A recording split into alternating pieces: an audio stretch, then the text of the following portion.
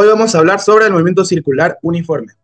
Bien, este tipo de movimiento se parece mucho a uno que nosotros ya vimos, que es el movimiento rectilíneo uniforme, pero hay ciertas diferencias. En este caso yo tengo un círculo que me va a servir como referencia, ya que esta partícula se va a mover en circular. Y en este momento se encuentra en el punto A, pero yo necesito definir las variables que vamos a manejar en este tipo de movimiento.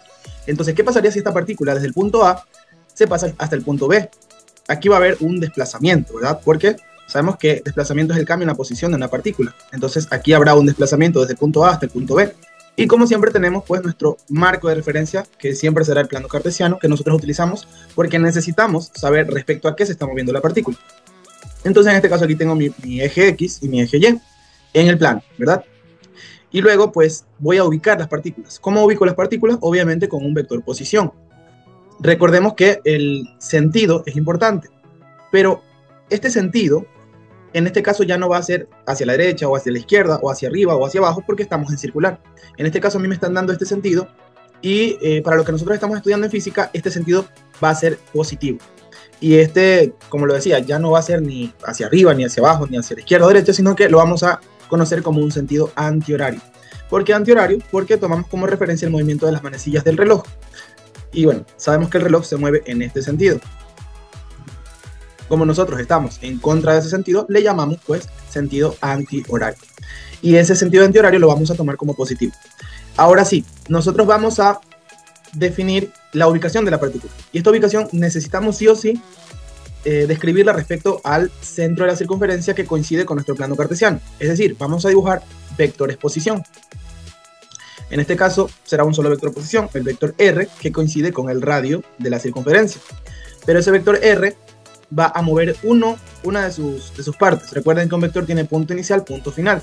En este caso, el punto inicial no varía, el que varía es el punto final. Es decir, este mismo vector R es el que se abate cuando la partícula pasa del punto A hasta el punto B. Es decir, es el mismo vector, solo que su parte final cambió de posición. Miren que la parte inicial sigue estando en el mismo lugar. Entonces esto da origen a un ángulo que se va a formar y este ángulo nosotros lo vamos a denotar con la letra griega θ, que es como una O, algo así, parecido, ¿no? De todas maneras ya mismo lo vamos a ver esa letra, bien dibujadita. Ahora, este ángulo θ será el desplazamiento de la partícula desde el punto A hasta el punto B en circular, pero fíjense que este desplazamiento, este ángulo, este movimiento angular, yo me apoyo en el vector posición, en el vector R, para poder definirlo. Es decir, la dirección del vector me indica de dónde hasta dónde es el ángulo.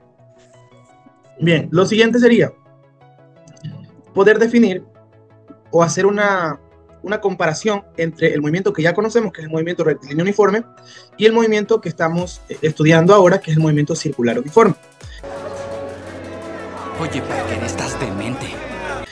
En este caso, el movimiento rectilíneo uniforme se definía por la fórmula de desplazamiento igual a velocidad por tiempo. Y algo parecido va a pasar en el movimiento circular uniforme. Aquí tengo un desplazamiento, solo que será un desplazamiento angular, igual a una velocidad, solo que esta velocidad será angular, y por el tiempo. Entonces, si yo recuerdo el movimiento rectilíneo uniforme, delta X era desplazamiento lineal, o sea, un cambio en la posición de la partícula, pero en línea recta. La V o V era la velocidad y la T era el tiempo. En este caso, nosotros, bueno, aquí hay un pequeño error. Esto es omega. Y delta X, bueno, aquí no sería delta X, sino delta θ. Disculpas por los errores. Ahí tenemos delta θ, que sería desplazamiento angular. Y omega, que sería velocidad angular. Y el tiempo, pues que como es un parámetro universal, pues él no va a cambiar. El tiempo va a seguir siendo el tiempo. Pero dense cuenta la analogía que hay, el paralelismo, la similitud que hay en la estructura de la fórmula. Un desplazamiento igual a una velocidad por un tiempo. Un desplazamiento igual a una velocidad por un tiempo. La diferencia radica en que acá el desplazamiento es lineal y acá la velocidad es lineal. Y por la parte de movimiento circular, el desplazamiento es circular o angular y la velocidad es angular. Pero ahí tenemos las magnitudes que definen este tipo de movimiento. Claro. No eres el único maldito con conocimiento. Yo podría hablar del desplazamiento angular. Sabemos que esta es la fórmula, ¿verdad? Desplazamiento angular igual a velocidad angular por tiempo. Pero también podemos hablar del desplazamiento angular como el cambio en la posición de la partícula, así como lo hicimos en movimiento rectilíneo uniforme. Y en ese caso, cuando solamente involucro cambios de posición, este desplazamiento angular también podría estar dado por esta fórmula. que es simplemente análoga a la fórmula del desplazamiento en MRU. Es decir, un desplazamiento angular va a ser igual a la posición angular de la partícula en la parte final menos la posición angular de la partícula donde inició, o sea, final menos inicial. En este caso, ¿cuál sería su posición final? Sería B. ¿Y cuál sería su posición inicial? Sería A. Y fíjense que aquí yo tengo dos ángulos. Estos ángulos toman como referencia el eje X. Se miden desde el eje X. Y el uno va desde el eje X hasta donde está el vector posición. Ese vector posición que ubica la partícula en el punto A. Y el otro va también desde el eje X hasta donde está el vector posición que ubica la partícula en el punto B. Entonces, como nosotros somos más prácticos, vamos a darle valores y a practicar. ¿Qué pasaría si el ángulo inicial es 22 grados respecto al eje X y el ángulo final es 67 grados respecto al eje X? Bueno, si yo aplico la fórmula, tendría final menos inicial, o sea, 67 menos 22, y eso me va a dar un desplazamiento de 45 grados. Así de fácil. Una simple resta me puede determinar cuánto es el desplazamiento angular de la partícula. ¿Eres Batman? Entonces eres veloz. Ahora tengo el desplazamiento angular que es 45 grados. Pero ¿qué pasa? Que en este tipo de movimiento no es tan común trabajar grados, sino más bien la unidad en la que también se pueden representar los ángulos, que son los radianes, ¿sí? Entonces vamos a hacer una pequeña transformación, una conversión, como lo hacíamos también en MRU, que pasamos de kilómetros a metros, que pasábamos de horas a segundos, así mismo. Va a ser muy similar. Entonces, de 45 grados voy a pasar esa cantidad, ese abatimiento, ese ángulo, que es este que está acá, el ángulo delta theta, eso es el ángulo que acabo de hallar, ese lo voy a pasar a radianes. Entonces, ¿cómo hago eso, profe? Bueno, yo necesito un factor de conversión, y mi factor de conversión me dice que 2 pi radianes, o sea, la vuelta completa, equivalen a 360 grados, o sea, la vuelta completa, ¿sí? Ese va a ser mi factor de conversión. Ahora, ¿por qué 360 grados va abajo? Porque yo necesito cancelar la unidad de grados para que me queden radianes. Entonces, en este caso, yo cancelaría grados con grados, y lo que me quede al hacer la operación algebraica me va a quedar en radianes. ¿De qué estás hablando? No lo sé. Si yo hago la multiplicación 45 por 2pi y eso lo divido para 360 grados, eso me va a dar un cuarto de pi radianes, o pi cuartos de radianes, o ya en decimal 0.78 radianes. Ese sería el desplazamiento angular, pero medido en radianes. ¿Cuál es la diferencia entre 0.78 radianes y 45 grados? Ninguna. Simplemente acá está en español, acá está en inglés, pero sigue siendo lo mismo, ¿sí? Es simplemente una unidad diferente, pero mide la misma magnitud física y hay la misma cantidad en los dos lados. ¿Por qué la cambio entonces a radianes? Bueno, porque para la mayoría de los ejercicios que vamos a hacer luego, esta conversión va a ser necesaria, ya que en el sistema internacional la velocidad angular, por ejemplo, se mide en radianes sobre segundos. Entonces voy a necesitar aprender a hacer este tipo de conversiones. Oye, Parker, estás demente. Entonces, ya que hablé del desplazamiento angular, también podemos nosotros ya hacer un ejercicio. Por ejemplo, se determina la velocidad angular de una partícula que se desplazó 71 grados en 2 segundos con movimiento circular uniforme. En este caso, pues ya me están dando los datos. En este caso, aquí tengo el desplazamiento angular, ya me lo dan. Y lo que voy a hallar es la velocidad angular.